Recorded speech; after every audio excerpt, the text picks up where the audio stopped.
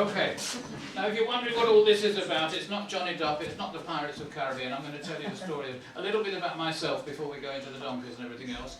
This furniture that you see here was my mother's wardrobe.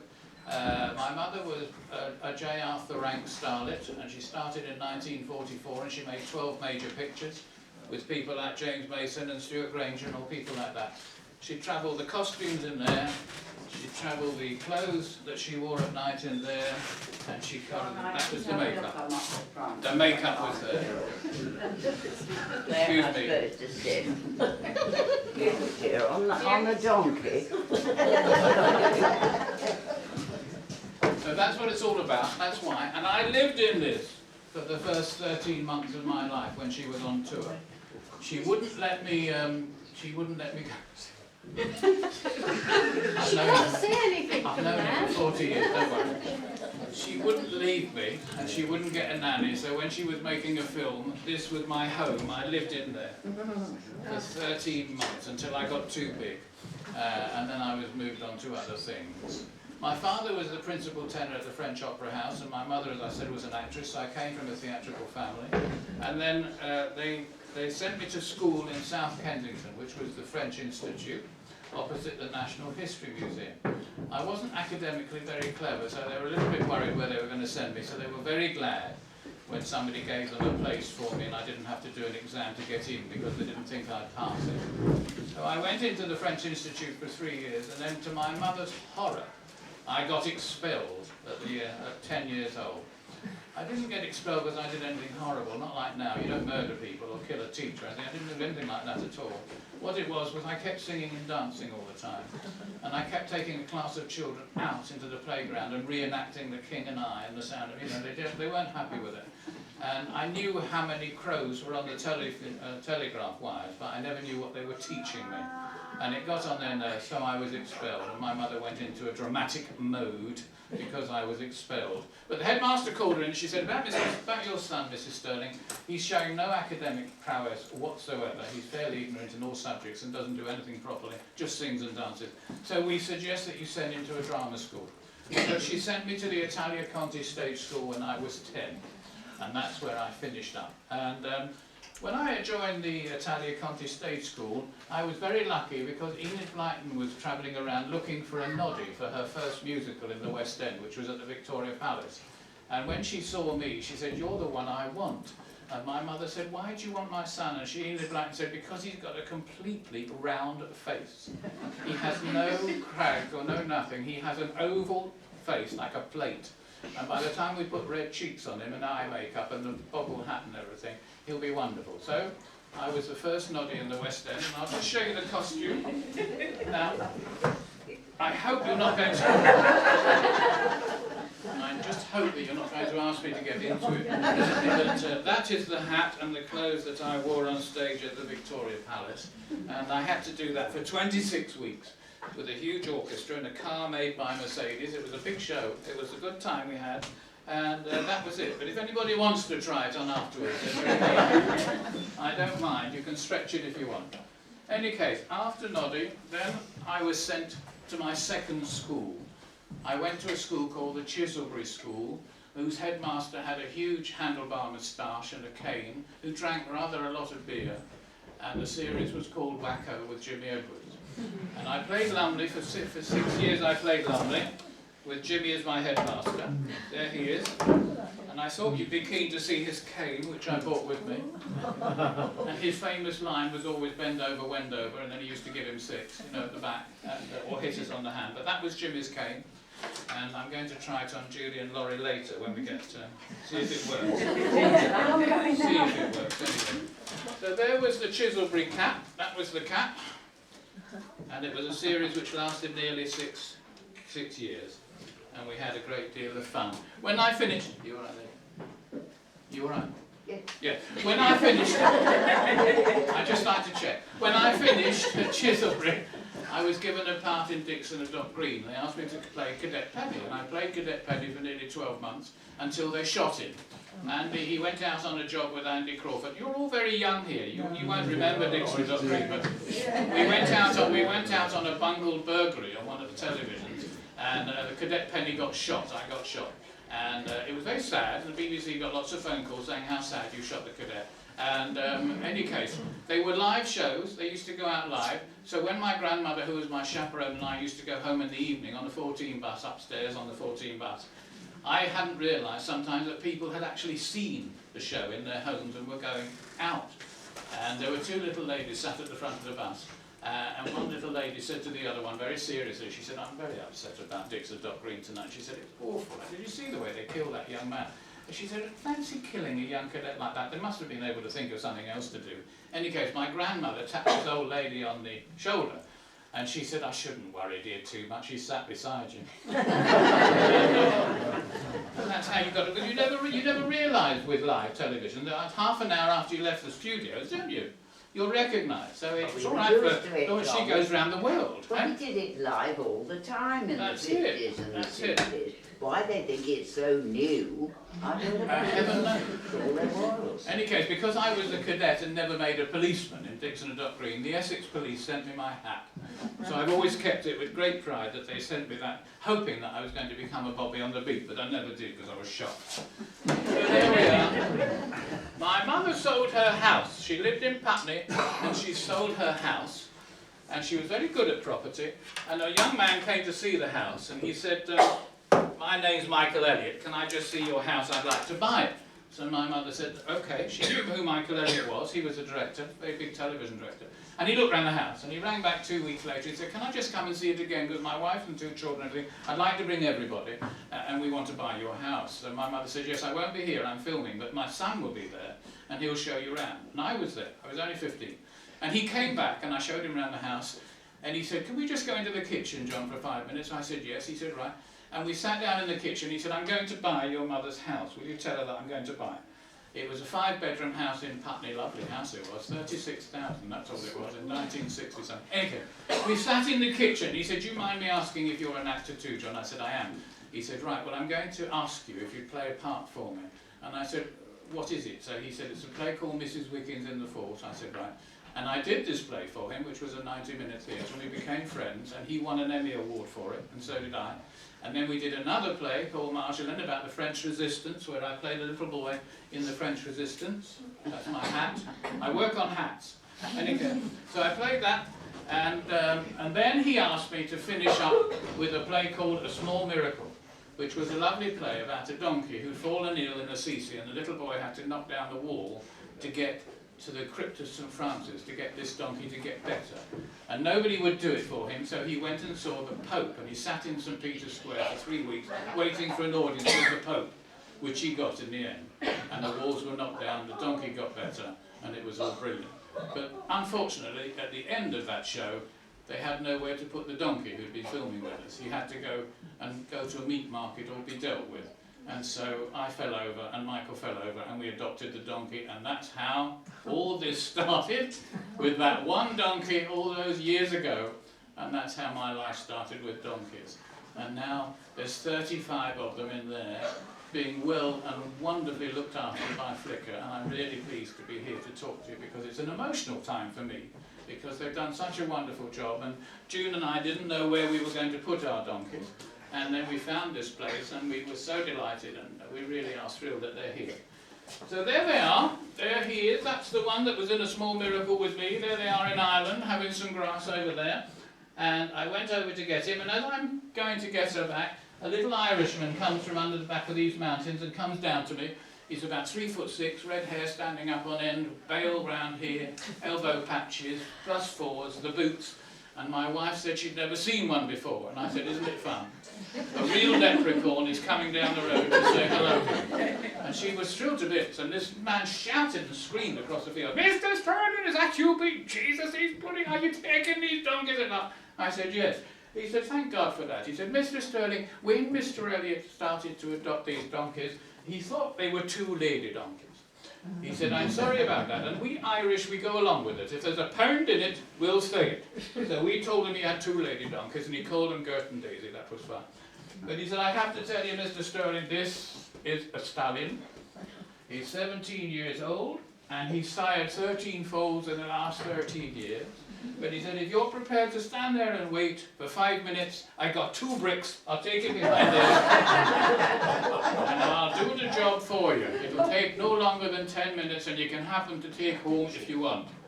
I said it wouldn't be necessary, and Anne started to cry, and so we put him in the van, and we took the 2 donkeys back, put them in our garage at Buxton.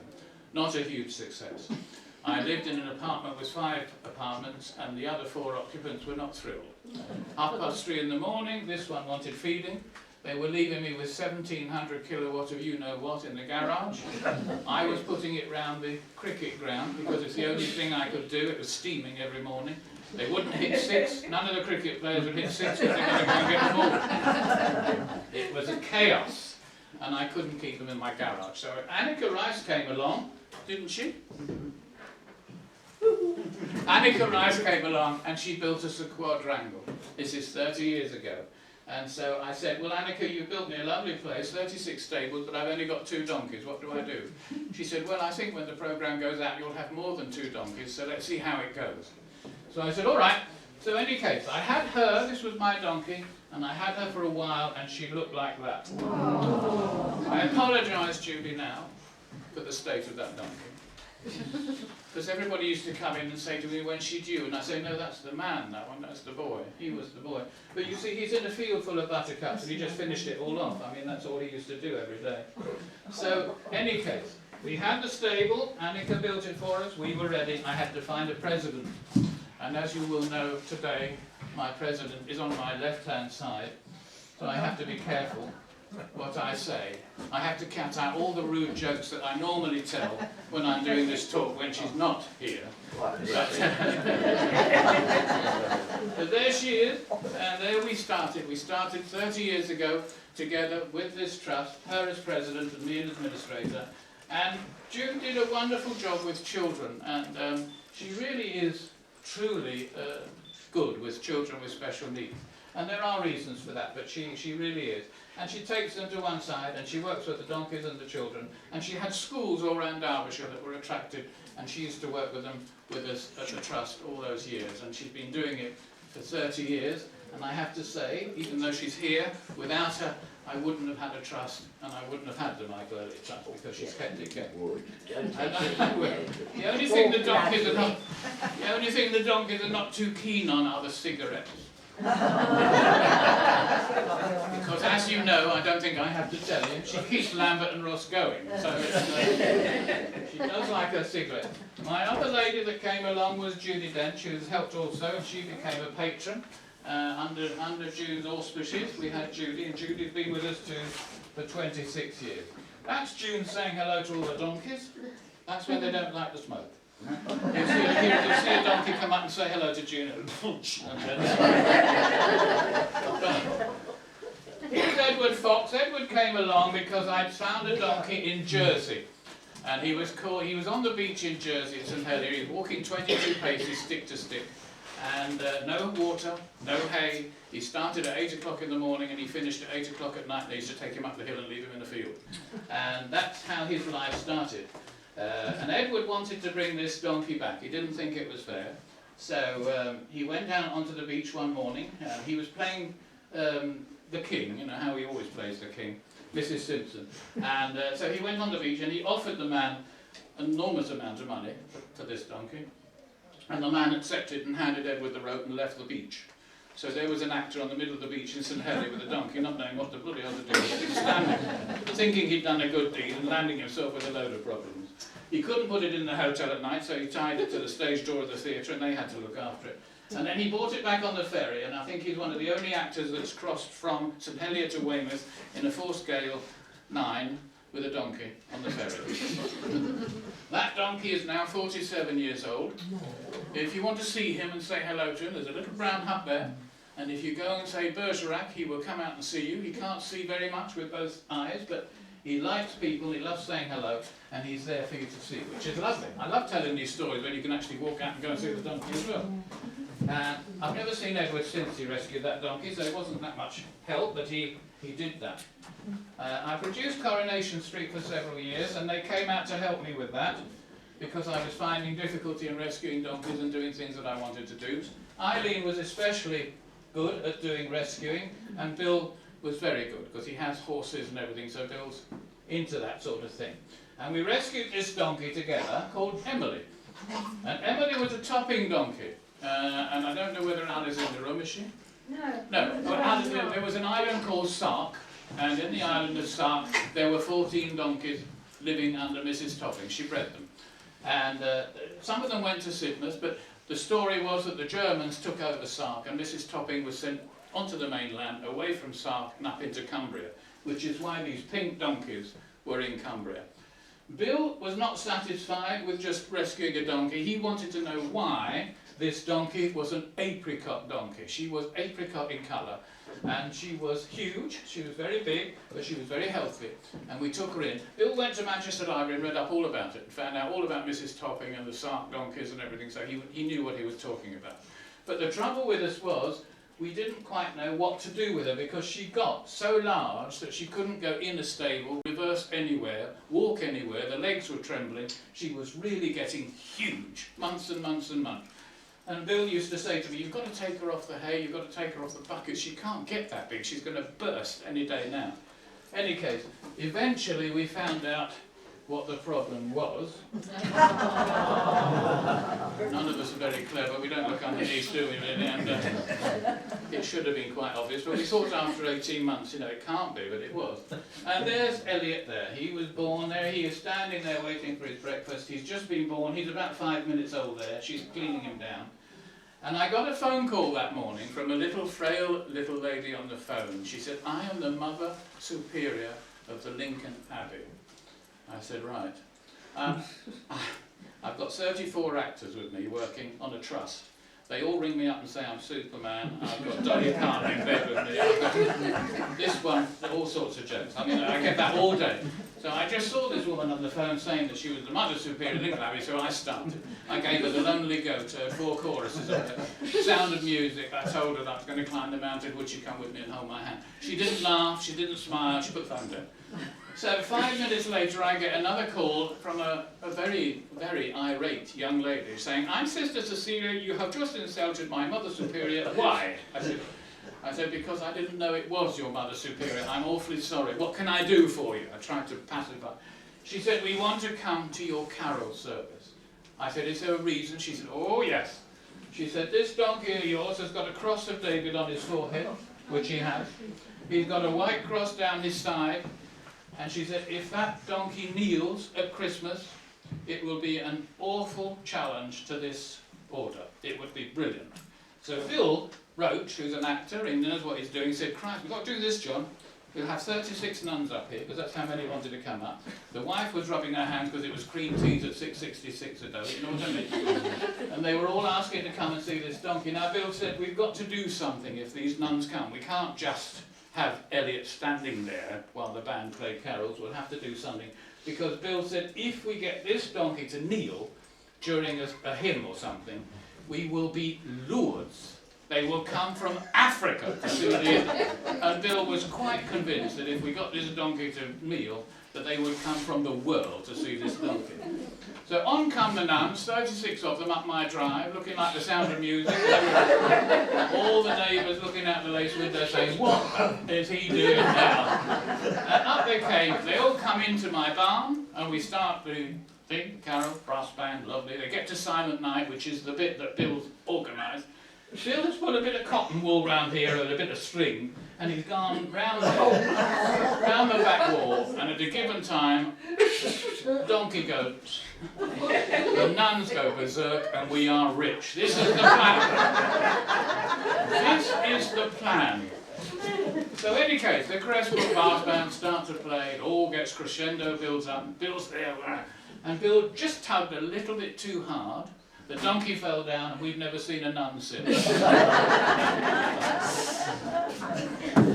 In any case, here we are. Little girl here with a disease and eyesight. She's losing her eyesight. She's going to be blind by the time she's 16. She has one thing that she wants to do in her life. She wants to walk Tinker from Scarborough Beach to Blackpool Beach, coast to coast, in 3 weeks. So we said, well, that's a lovely thing. and we'll start to work on it. How are you going to do it? She said, well, if I may, Mr. Stirling, I'll take 4 friends from school, so will you supply me with another 4 donkeys? So I said, yes.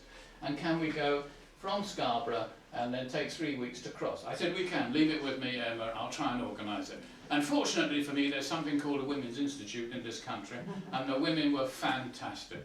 I had 13 very big villages look after these children as they walk through. And I mean, it's 364 miles, and they're 11 years old, these kids, and they're walking 5 donkeys. They had to rehearse them first, and it's not easy with a donkey because it doesn't like double yellow lines, pillar-box, crows, horses, aeroplanes, posts, bicycles, bells, ribbons, bridges. You've got to go a certain way, coast to coast. You cannot go, unfortunately. So anyway, she did it. Again, when you leave the building and you go that way, Tinker is in that stable there, and he's a wonderful donkey. He's now just in his 40s, early 40s, and he did that walk with those children. And she did complete it. She completed it with the other 4 in 3 weeks, with the Women's Institute helping them. When they got to Blackpool, the Mayor of Blackpool gave them the certificate and the freedom of the Pleasure Beach for the day. They all had these wristbands, and they could spend all day in the Pleasure Beach free of charge. But the children wouldn't go until the Women's Institute came with them. So I had to go and get 36 women who were from Lancashire to Yorkshire, and I had to ask them if they'd come to Blackpool for the day and be with their children in the Pleasure Beach. The youngest one was 81. And the children immediately put the wristband on her and took her on the big one. So up she went and down she came. And they all went on it, all the women were very game, they all went on it and played. The saucers went round like this and the racehorses were going like that. And there were 36 women completely green from head to foot and very happy. And even today, they still communicate, these children, with those women. The ones that are still alive, they still communicate. My only problem on Blackpool Beach was the town crier, because every time he came out, screamed ho yay, and rang that, the donkeys were all over the place. So we spent more time picking them up than anything else. Here we are, we work with children, very different children, very diverse children. Here's a little man, can't communicate, can't talk, can't see, loves his donkey, loves the feel of it, will sit out in the summer in his wheelchair, sit next to the donkey, there's no rope there, nothing holding that donkey. The donkey will stay with him until he's ready. And when he's ready, he wheels off into the barn and the donkey follows behind, and that's his day over. Everybody wanted to know whether he enjoyed it because he can't communicate. And the teacher said, oh yes. When he wants to come to you, he gets a piece of chalk in his pocket, he goes to a blackboard or a wall or a table, and he draws 2 ears, and he wants to go. So that's his day there. Here's a little one, 4 years old, 4 and a half. Both her parents in Switzerland killed. She has no other relatives other than an uncle in London, so she has to go into care. When it comes to Christmas, she's lost her parents. The nights are unbearable. She's just howling and crying and everything, very lonely in care. So they asked if we could take her in. She came to me for 2 weeks over Christmas. She stayed with me for 11 weeks, and she loved what she was doing. She's got a brush in that hand, and she's looking out how she's going to brush him up there. She's now 37 years old. She's a barrister in the Edinburgh courts, and my great reward was that the last Friday of every month she would travel down from Edinburgh just to brush Archie her donkey. And that's the sort of rewards we always got. And Marty Kane, here we are. I don't know whether any of you remember Marty Kane. She's been gone a while now, but not one day went by at the Trust without thinking about her. She was a wonderful woman, and she did a lot of work. She built our branch, she built our farmhouse for us with 9 bedrooms for special needs children. And she was able to open it 3 months before she died. She had a horrible cancer, 2 cancers that went together and killed her, but she did open it 3 months before she died, and her memory lingers on very much. On the day after she died, somebody rang me on the phone. Again, here we go again, it's like the Mother Superior. Hello John, I'm Mark Knopfler. I said, hello, I'm John Stirling. He said, good. He said, can I do a musical evening for you to commemorate Marty's work? I said, that'd be very nice. What would you like me to do? He said, well, could you find me somewhere to have a musical evening? So I said, yes. So he went off the phone and I went down to the local Memorial Hall, which is a little bit smaller than this, and I booked it for the night, 3 weeks on Saturday. And I go back and I phoned this Mark Knopfler up and I said, I've done it, Mark, everything's fine, I've got your lovely little hall, we'll put bingo cards, we'll have a game, we'll do some CD, we'll do some cards, if we're lucky we'll make 300, 400, it'd be wonderful. So he, silence, wouldn't talk to me.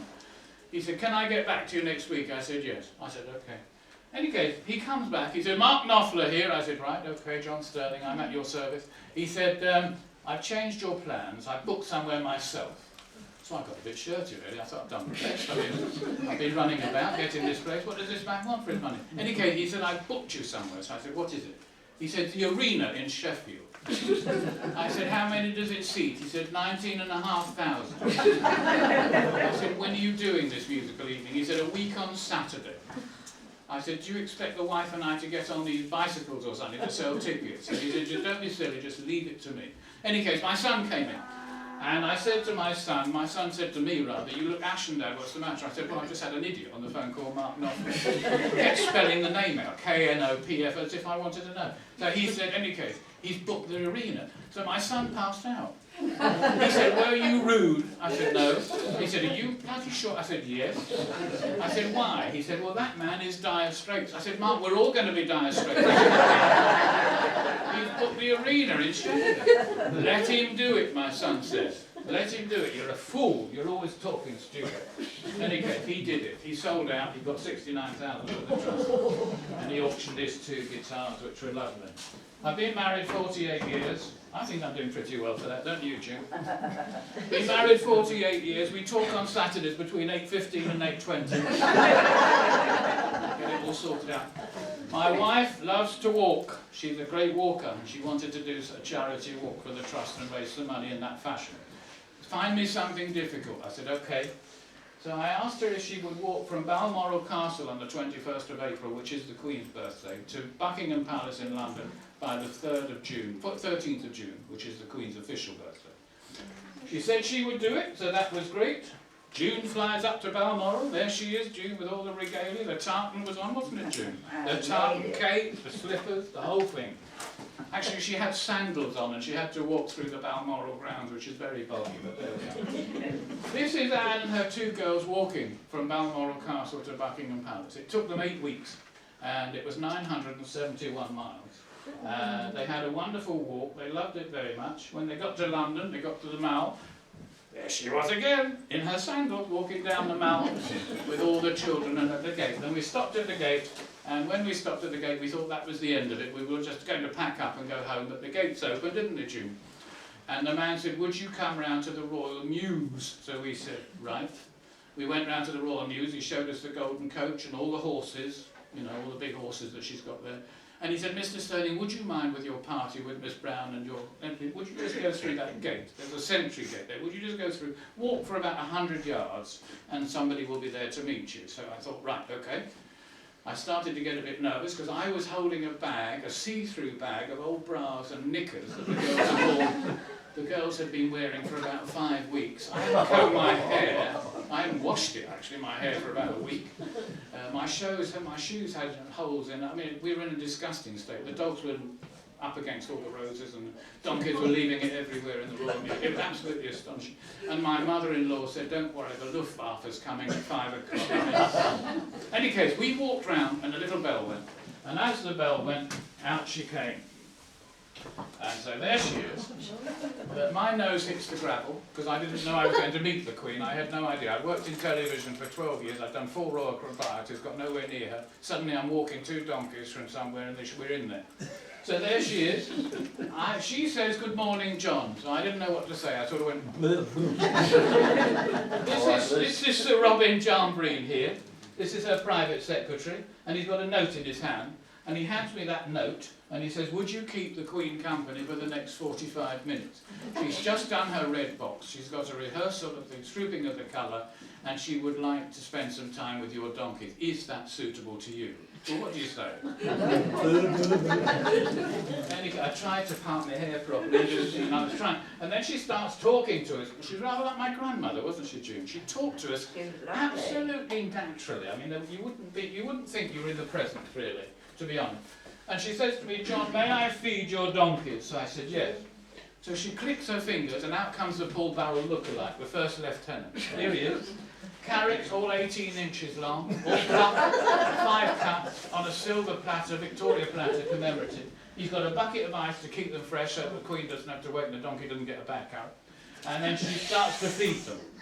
Now, the Queen has 2 sons like that. Every time you speak to the Queen, you think she's saying, everything okay, John? But she's not. She has arthritis in both thumbs, so the thumbs stay like that. So the carrots go in there like this, and she heads towards the donkey. Now Tinker's looking at me, and I'm looking at Tinker, I'm going, carrot Tinker, carrot Tinker. The Sun and the Daily Mirror photographers are coming forward going, this is where the Queen loses 2 thumbs. But of course you have to understand that she's this huge success with horses, and she's the best horsewoman in the world, so she gets through that all right. And I must admit, we were, at the end of it, even June, I think, was surprised by the way we were treated, but we were in the palace for 45 minutes on our own, having wonderful conversations, and she was so entertaining, and it was so lovely that it was a great thrill. Again, Tinker, so you'll see him in there. We always called him the royal donkey after he did that, so there he is. There's Rodney. Rodney has Down syndromes, and that's his donkey, Rodney. They're both called Rodney. And he comes at 9 o'clock on a morning. He has to muck out, he has to help with the buckets, he has to do the feeds, he has to groom the donkey, he has to take the donkey for a walk, and his day finishes at 3 o'clock. And that's what we did for 26 years. Last of the summer wine, I was asked to go over and produce because the producer had had his appendix burst in the middle of home birth, so I had to go over. And I think you might recognise who got in touch with me about donkeys. It's the stockings, isn't it? I must say, Judy, if you've got a pair of stockings like that, and you said they were Nora Batty's, you get more money in that than, I mean, they really did. They were my best prizes at the end of the day. This is Oliver, who she looked after. Oliver's 20, he's 26 inches high, he's a miniature donkey. He comes from America. They turned up at Chelford in Market at Macclesfield with 13 little lady donkeys. And the RSPCA immediately stopped the market, saying they hadn't eaten for 9 days on the crossing, that they were shaking at the feet. Some of them were on foot, they were on foal on foot. I mean, they were in a terrible state. So we took in 13, and that was Oliver. Now, Oliver came to me, and after about 3 weeks, I used to look outside the kitchen window, and all you saw was dust as he went past. He used to run at about 94 miles an hour. You couldn't catch him. The vets had to take 2 Land Rovers and go different ways with a net and net him to put him down because they wanted to know why he was so hyperactive. In any case, I said, could it be that he hasn't been? And they said, well, the certificate says he has been, so he should be all right. In any case, they put him to sleep, take the net away, all the undercarriage is gone, the vets are satisfied that he's been done. So I said, well, then what is it? The vet said, well, he's just hyperactive, John, you just got to put up with it. Okay, so we'll put up with it. So we put up with him. 7 months after we put up with him, the first foal was born in the back field. I have 13 males, right?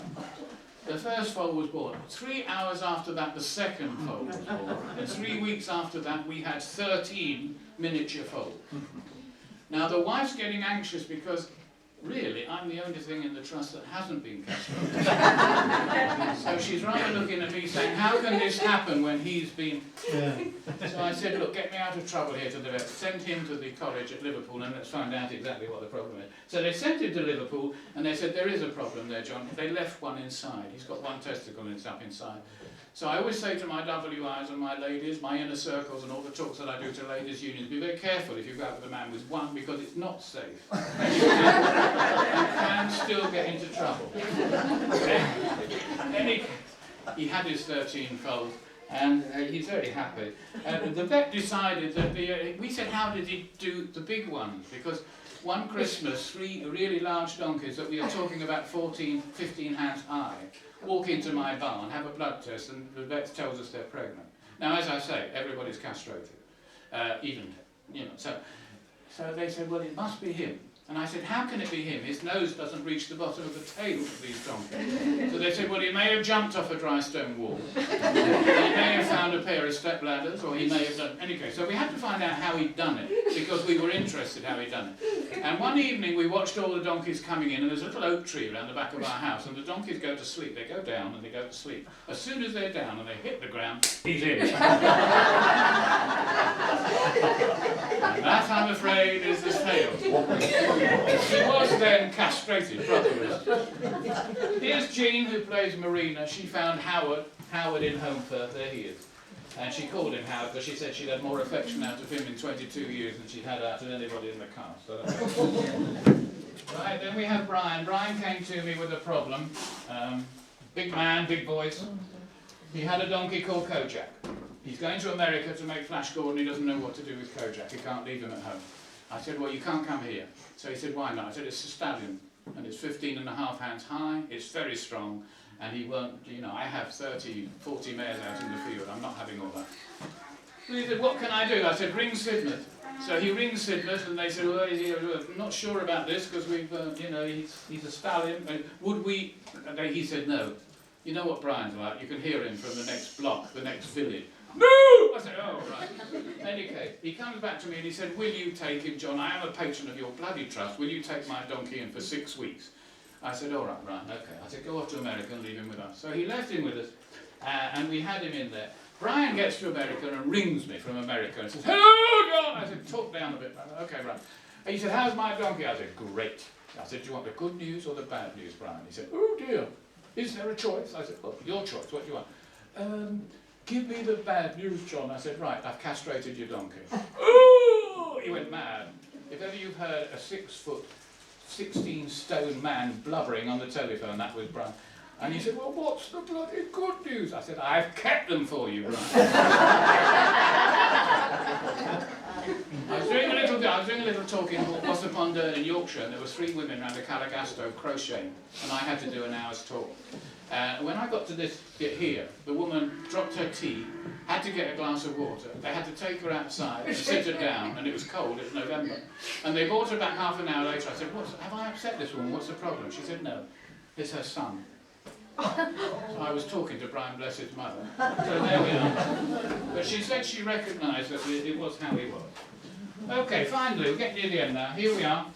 Anne wants to do another walk, so we're off again. This time she wants to go to Assisi, and she wants to go right down northern Italy. She wants to walk Beethoven. So there's Beethoven. He's there. He's ready for his walk. She forgot there was a channel between France and England. So we started the walk in St Malo instead of starting it in England. She had 1,643 kilometres to walk, and she had 3 months in which to do it.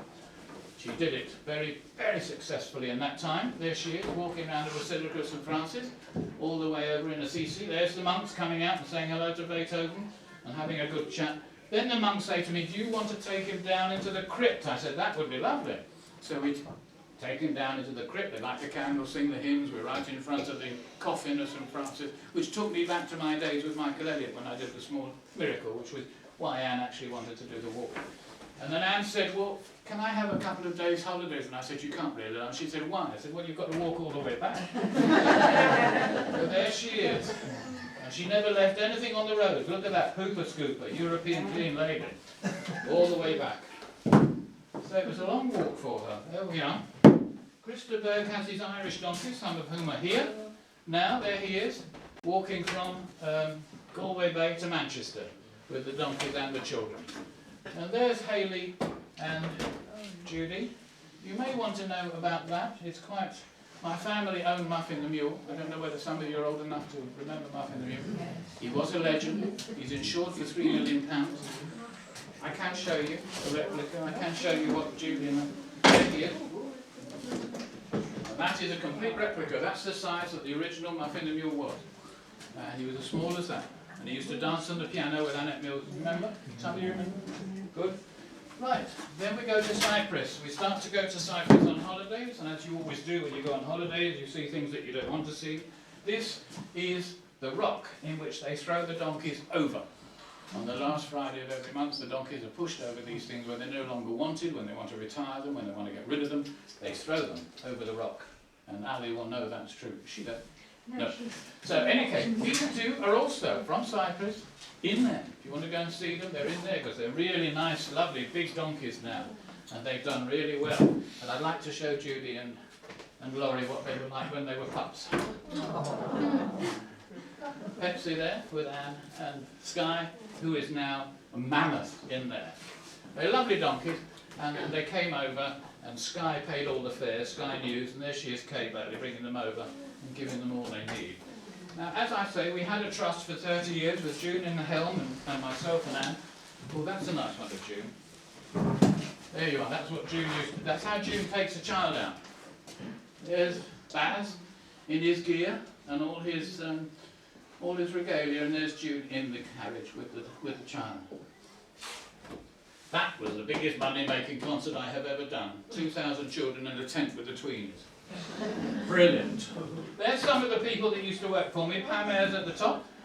And there's Jessie Wallace there receiving her accolade for all the work she does in her acting work, being given that by June. Here's Martin, who actually came to Cyprus and brought the donkeys back with me. Martin Shaw there with Jenny. They brought them back, and he's rescued many, many donkeys since then. And there's Ainsley, who used to come and cook for us. Every Christmas he used to come and make the donkeys a Caribbean curry. I think the grooms here will realise that it was on the ceilings, the walls and everywhere else. Very unpleasant experience right through to New Year. Here's Stephanie. Stephanie used to come. Stephanie Powers would look after the mules. Dee was in there as well. There's a mule in there. Stephanie used to look after the mules.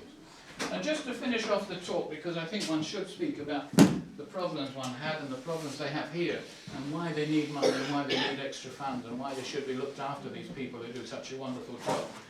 This is what we had to deal with, and this I know is not as bad as some of the ones they have to deal with here. The rump is broken, the ribs are broken, this donkey is put in a garage in Stockport, no windows, no doors, she's up to her knees in excrement for nearly 2.5 years.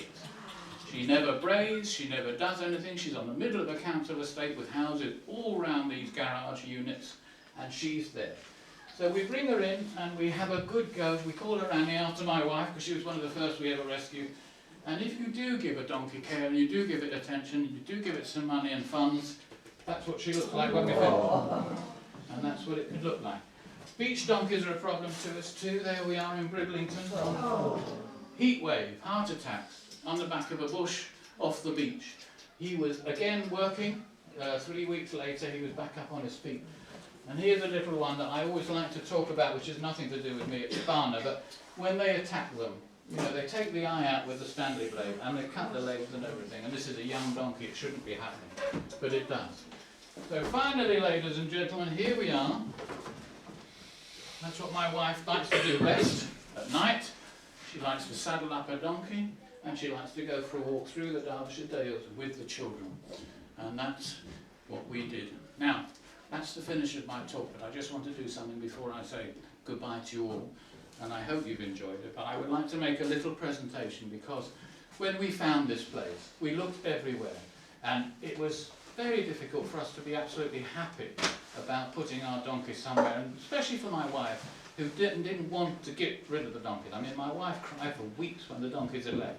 She lived with them for 32 years, she loved them, and she needed something and someone and somewhere very special to put them. And when we found this place, it was like a miracle. We just looked at it and said, this is what we want. And it came from a phone call a year earlier from Julie, who rang me and said, could you give me any advice on a subject to this? And I was happy to do so, and we became friends. And I said, Julie, may I come and see Flicka? And she said, yeah. I came down with it, and we saw it, and immediately we said, that's where we want to put the donkeys. And we're so happy that we did. And so, after 6 months of them looking after them, I had just a little presentation to make to Laurie and to Judy. And I'd like you to come out, girls. And I've got one each. And it's a lovely, I think it's nice, somebody's made it especially for me. It's a mosaic. There we go.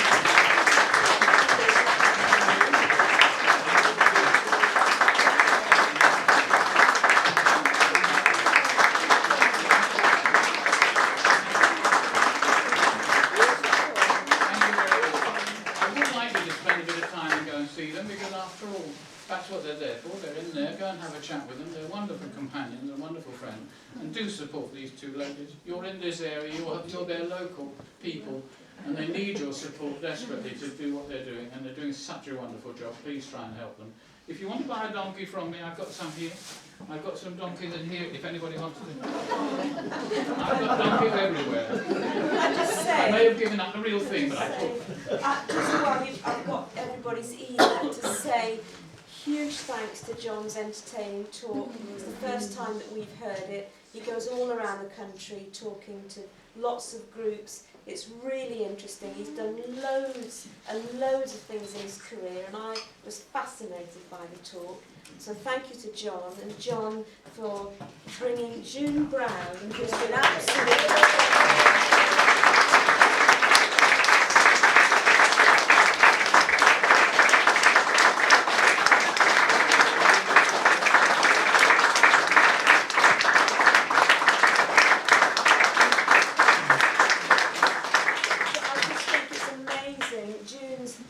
stamina. She was working Friday. She flew down here Saturday at 6 a.m. She has met just about everybody and signed autographs for so many people. And thank you, Julie, from the bottom of our hearts.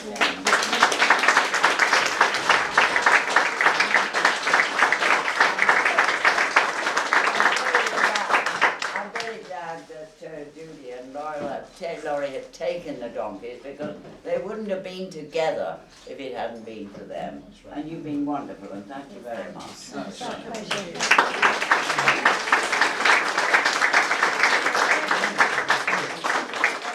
Off you go. Go and enjoy yourself. Thank you very much.